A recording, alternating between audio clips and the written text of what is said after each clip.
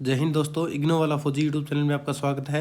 आज हम बात करेंगे BEVI 181 IGNOU sold question paper series के बारे में, जिसमें हम 3 क्वेश्चन पेपर सोल्ड कर चुके हैं। आज है हमारा 4th क्वेश्चन पेपर, जो कि होगा जून 2025 का। इसलिए इस सीरीज में बने रहने के लिए तथा अच्छे अच्छे कंटेंट के लिए, जिसमें आपको इग्नो की सोल्ड असाइनमेंट, इग्नो क्लासेस और आपको अनदर कंटेंट मिलेंगे, जो आप डिस्क्रिप्शन के वीडियो में जाकर टेलीग्राम का लिंक दिया गया है, वो ज्वाइन करें और चैनल को सब्सक्राइब जरूर कर लें, जिसका नाम है इग्नो वाला फौजी। एकदम ट्रस्टेड यूट्यूब चैनल है। आइए देखते हैं जून 2025 क्वेश्चन पेपर का सॉल्यूशन के बारे में, जो कि हमने हिंदी और इंग्लिश में दे रखा है। आप दिए गए नंबर पर व्हाट्सअप मैसेज करके इग्नो के सोल्ड असाइनमेंट प्राप्त कर सकते हैं। बिना देरी की शुरुआत करते हैं क्वेश्चन नंबर 1 से, जो कि इंग्लिश मीडियम में दिया गया है। इसका सॉल्यूशन मैंने हाईलाइट कर रखा है। ये इसके राइट आंसर हैं। आप इसको पढ़कर इसका रिवीजन कर सकते हैं। हम पढ़ा रहे हैं हिंदी में, तो हिंदी में देखेंगे। निम्नलिखित में से कौन सा मानव संशोधित पर्यावरण है? तो शहर, उद्योग, वृक्षारोपण और फसल खेत। तो क्या है मानव संशोधित कौन सा है? तो ये सारे मानव निर्मित हैं। ये वृक्षारोपण कोई ये नहीं है। इसका फसल खेत आएगा, ये इसका राइट आंसर आएगा। तो जो भी आंसर सेलेक्ट करना होगा, जो बेस्ट चार ऑप्शन दे रखे ना, उनमें से बेस्ट सेलेक्ट करना है हमें। तो इसका राइट आएगा फसल खेत। निम्नलिखित में से कौन सा एक सतत विकास लक्ष्यों में नहीं है? जो सत्रह है, क्या है 17, जो सतत विकास के लक्ष्य है ना, उसमें कौन सा नहीं है? अच्छा स्वास्थ्य शामिल है, भूख की समाप्ति शामिल है, गरीबी की समाप्ति शामिल है, सामाजिक समता और असमानता ये शामिल नहीं है। तो इसका राइट आंसर 4th हो जाएगा। निम्नलिखित में से कौन सा जैव अपघटक नहीं है? बाज जैव अपघटक नहीं है। तो इसका जो है वो कौन से हैं? कवक, केचुआ, गिद्ध जैव अपघटक है। जीवमंडल का विस्तार किसमें है? पृथ्वी की सतह से 10,000 मीटर नीचे से 10,000 मीटर ऊपर औसत समुद्र तल तक इसका क्या है? जीवमंडल का विस्तार है। 5th क्वेश्चन है, जो कि इंग्लिश मीडियम में दे रखा है। इसके आंसर मैंने हाईलाइट करके आप इसको देखकर इसका रिवीजन कर सकते हैं क्वेश्चन नंबर 9 तक।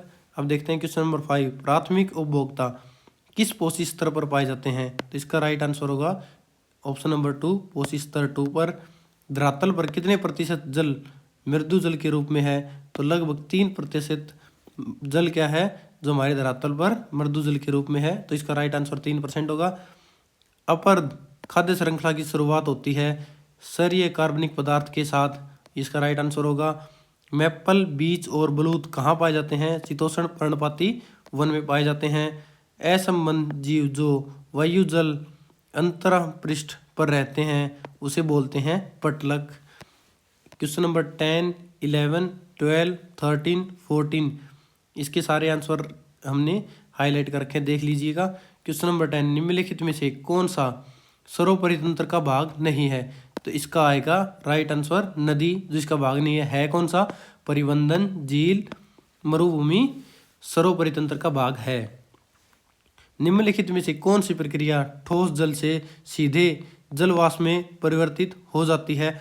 ये 2 क्वेश्चन पेपर जो कि मैंने सोल्व कराया उसमें आ चुका है, इसलिए इसका राइट आंसर आएगा ऊर्ध्वपातन। ये इसका राइट आंसर है कि जो एलिमेंट ठोस से सीधे जलवाष्प में परिवर्तित हो जाता है, उसे बोलते हैं ऊर्ध्वपातन। अगला है, कुल एक पारंपरिक सिंचाई पद्धति किस राज्य में प्रयोग की जाती है? जो कुल सिंचाई पारंपरिक सिंचाई है वो हिमाचल प्रदेश में प्रयोग की जाती है। निम्नलिखित में से कौन सी मिट्टी रबर को सहायता प्रदान करती है? जिसमें रबर की खेती ज़्यादा की जाती है, वो है लेटराइट मिट्टी।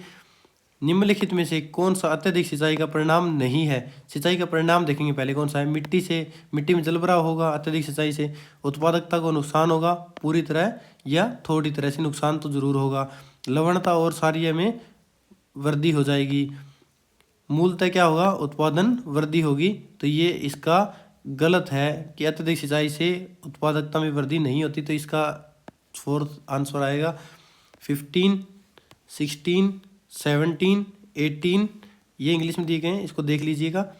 15 का देखते हैं। निम्नलिखित में से कौन सा वन आर्थिक महत्व है? तो वन उत्पादकों का औषधीय प्रयोग इसमें आर्थिक महत्व देता है वनों को। निम्नलिखित में से कौन सा वनोन्मूलन वनोन्मूलन का कारण नहीं है। तो जो कारण है वो देख लेते हैं। वनोन्मूलन के कारण क्या होगा? वनीय आग, पशुचारण, पेड़ों की चयनात्मक कटाई हो जाएगी। और क्या होगा? इसका नहीं है वो कौन सा है? कीट आक्रमण। वनोन्मूलन के कारण नहीं है कीट आक्रामक। यह आ जाएगा। निम्नलिखित में से किस राज्य ने सफलतापूर्वक संयुक्त वन प्रबंधन को कार्यान्वित किया है? तो इसका राइट आंसर आएगा पश्चिम बंगाल ने किया है। निम्नलिखित में से कौन सा संख्या की दृष्टि से पृथ्वी पर सबसे प्रचुर मात्रा में पाए जाने वाला जीवन रूप है?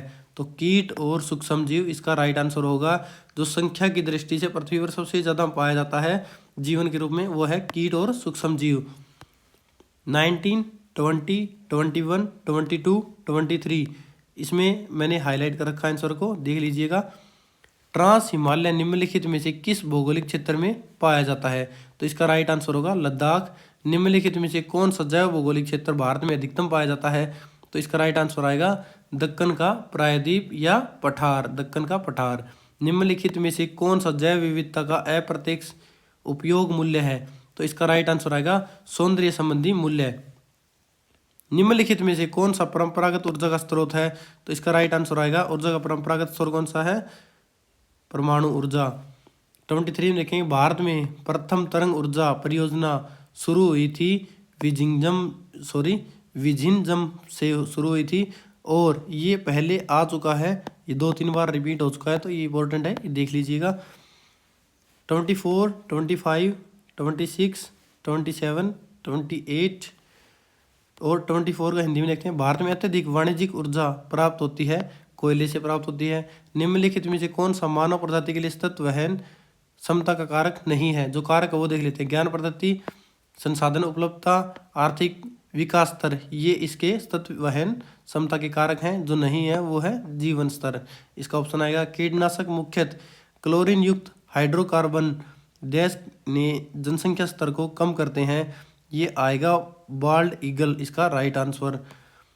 आक्रामक प्रजाति जो त्वचा एलर्जी का कारण होते हैं वो होते हैं कांग्रेस घास, जो कि मैंने प्रीवियस क्वेश्चन पेपर में कराया था दिसंबर 2024 के, ये इसमें फिर रिपीट हो गया है। निम्नलिखित में से कौन सा एक यथास्थापना संरक्षण प्रोग्राम है? तो इसका राइट आंसर आएगा राष्ट्रीय उद्यान संरक्षण प्रोग्राम है। 29, 30, 31, 32, 33, 29 में देखेंगे निम्नलिखित में से कौन सी मरुभूमि उड़ीसा में अवस्थित है? तो उड़ीसा में चिल्का झील अवस्थित है। निम्नलिखित में से कौन सा प्रदूषण गैर बिंदु स्रोत है? तो इसका आएगा कृषि भूमि कटाव। निम्नलिखित में से कौन सा ओजोन का मुख्य स्रोत एक प्रदूषक के तौर पर है? तो इसका आएगा प्रकाश रासायनिक प्रतिक्रिया। जो ओजोन है, निम्नलिखित में ओजोन का मुख्य स्रोत एक प्रदूषक के तौर पर है, तो इसके कौन सा करता है? प्रकाश रासायनिक प्रतिक्रिया। निम्नलिखित में से कौन सा द्वितीयक वायु प्रदूषक है? तो द्वितीयक वायु प्रदूषक कौन सा है? Sulphur trioxide, carbon monoxide, sulphur dioxide, carbon dioxide. तो याद रख लीजिएगा मेमोरी में कि जो वायु का प्रदूषक है वो कौन सा है, जो द्वितीयक वायु प्रदूषक है, तो इसका आएगा सल्फर ट्राइऑक्साइड। निम्नलिखित में से कौन सा जल प्रदूषण का भौतिक एजेंट है? तो जल प्रदूषण का भौतिक एजेंट कौन सा है? कणिक। 34, 35, 36, 37, 38। अब देखेंगे 34 का। निम्नलिखित में से कौन सा विषाक्तता का लक्षण नहीं है? तो लक्षण है विषाक्त चयापचय संबंधित विकार विकृतियाँ, और जो 4th वन है वो इसका लक्षण नहीं है मुक्त आयनी विकिरण। 35 निम्नलिखित में से कौन सा जैविक उपचार अपशिष्ट नहीं है? जो जैविक उपचार अपशिष्ट है वो कौन सा है? लेगुनिंग, कंपोस्टिंग और पाचन, ये क्या है? जैविक उपचार अपशिष्ट है। और अनुकूलन इसका नहीं है, तो ये राइट आंसर हो जाएगा। निम्नलिखित में से कौन सा जैविक अपशिष्ट का भाग नहीं है? तो ये फिर आ गया दोबारा, तो इसका आएगा रसोई अपशिष्ट है, सब्जी अपशिष्ट है, फल अपशिष्ट है, प्लास्टिक इसका राइट आंसर होगा। निम्नलिखित में से कौन सा अपशिष्ट पुनर्चक्रण का लाभ नहीं है? जो लाभ है वो देखेंगे। जो अपशिष्ट है उसका पुनर्चक्रण का लाभ है, यह संसाधनों का संरक्षण करता है, हरित गैस उत्सर्जन को रोकता है, उद्योग है को मूल्यवान कच्चे माल की आपूर्ति करता है, और जो नहीं है यह पर्यावरण को प्रदूषित नहीं करता, तो ये 100% करता है, तो इसका राइट आंसर हो जाएगा। जलवायु परिवर्तन से संबंधित अंतर सरकारी पैनल किस वर्ष में स्थापित किया गया था? 1988 में। इम्पोर्टेंट है, 3 बार क्वेश्चन पेपर में आ चुका है, तो आप नोट डाउन करके याद कर लीजिएगा। ओजोन कहाँ पर पाई जाती है? स्ट्रेटोस्फेयर या समताप मंडल में पाई जाती है, जिसको इंग्लिश में स्ट्रेटोस्फेयर बोलते हैं और हिंदी में समताप मंडल। अब 39, 40, 41, 42, 43 अब देखेंगे ओजोन परत कहाँ पाई जाती है? समताप मंडल। अप्रदूषित वर्षा, जो वर्षा का नॉर्मल जल है उसका पीएच मान क्या होता है? 5.7। निम्नलिखित में से कौन सा अधिनियम संरक्षण और प्राकृतिक पर्यावरण सुधार का एक आधारभूत कर्तव्य है? तो इसका आएगा जो 42वां संशोधन है ना, वो इसका राइट आंसर होगा। खतरनाक अपशिष्टों की सीमा पर आवाजाही के नियंत्रण और इनके निपटान पर सम्मेलन को क्या कहा जाता है? बसेल सम्मेलन। नई दिल्ली में नए वाहनों में प्रदूषण निवारण तंत्र की तुलना की जानी चाहिए, तो BS6 इसका राइट आंसर होगा। 44, 45, 46, 48, 49 और 50। लगभग 8000 ईसा पूर्व कृषि के आरंभ में विश्व की जनसंख्या कितनी थी? तो इसका राइट आंसर होगा 5 मिलियन। अगला है, निम्नलिखित में से कौन सा शब्द WHO के स्वास्थ्य भाग का नहीं है? तो मनोवैज्ञानिक नहीं है, तो जो है उसको देखते हैं, मानसिक, शारीरिक, सामाजिक। मनोवैज्ञानिक क्या है? इसका भाग नहीं है। निम्नलिखित में से कौन सा भूवर्गीय संकट नहीं है? हिमनद अग्रिम इसका राइट आंसर होगा, क्योंकि हिमस्खलन, भूकंप और भूस्खलन इसके राइट आंसर है। जो नहीं है वो है हिमनद अग्रिम। निम्नलिखित में से किस वर्ष इतिहास में भारतीय तटरेखा सुनामी के कारण अधिकतम विध्वंस को दर्ज किया गया था? 2004 में सबसे ज़्यादा विध्वंस, सबसे ज़्यादा मौतें हुई थी। निम्नलिखित में से कौन सा एक प्रमुख प्रकृति के विचारों को 3 विचारों में से नहीं है? तो 3 विचार कौन से हैं? पश्चिम, पूर्वी और भारतीय। जो सिनेटिक है वो इसमें विचारों में से नहीं है। 48 हो गया और 50, 49 ऊपर देख चुके हैं, ये इसके राइट आंसर हैं। अब देखते हैं हिंदी में, निम्नलिखित में से कौन सा पर्यावरणीय समता का भाग नहीं है? जो भाग है प्रक्रियात्मक, भौगोलिक, सामाजिक। जो नहीं है वो है मनोवैज्ञानिक। ENVIS का केंद्र TERI के क्षेत्र में काम करता है, नवीकरणीय ऊर्जा और पर्यावरण के क्षेत्र में काम करता है। इसका जो मुख्यालय है वो नई दिल्ली में है, जो कि पिछले क्वेश्चन पेपर में हमने देखा था। आज यहीं तक देखेंगे। अगर आपने अभी तक चैनल को सब्सक्राइब नहीं किया तो चैनल को सब्सक्राइब कर लें, वीडियो को लाइक करें और बने रहें हमारी BEVAE 180 सीरीज़ में, 181 सीरीज़ में। और अगर आपको कोई अपडेट चाहिए, इन्फॉर्मेशन चाहिए और एजुकेशन रिलेटेड कंटेंट चाहिए, तो आप हमारे डिस्क्रिप्शन बॉक्स में दिए गए टेलीग्राम चैनल को ज्वाइन कर लें। मिलते हैं अगली वीडियो में, तब तक के लिए जय हिंद।